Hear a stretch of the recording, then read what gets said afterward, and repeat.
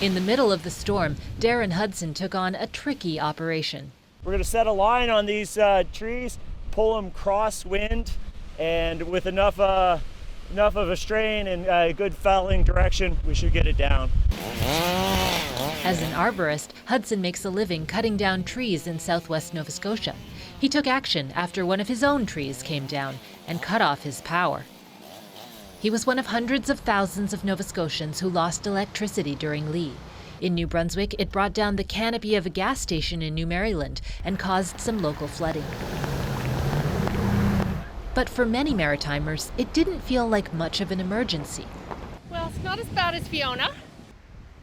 It's definitely a less intense storm than last year's Fiona, which destroyed roads and homes and cut off power for nearly 500,000 people in the province.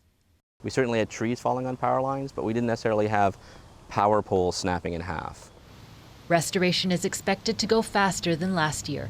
It's easier to put lines back up than replace hundreds of poles.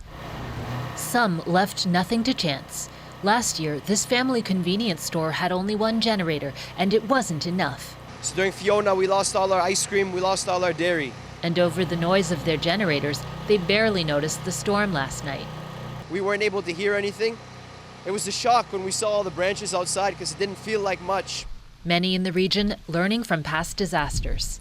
We didn't have to use the preparation that we had for the worst, for sure.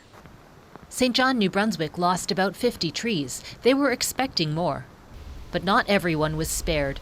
The damage, a reminder of the danger. Hurricane season, not over until November.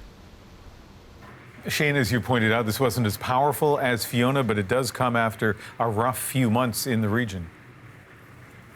Well, that's right, Ian. You know, yesterday the mayor of Halifax pointed out we have had wildfires, we've had floods this summer, and he's worried about the cumulative effect of all of that on infrastructure. Now, we know that the crews still have things to do from the flooding in July, and as a councillor pointed out today, when you have that kind of repeated impact, it is really exhausting on the crews. Ian? Shane, the luck in Halifax tonight. Thanks.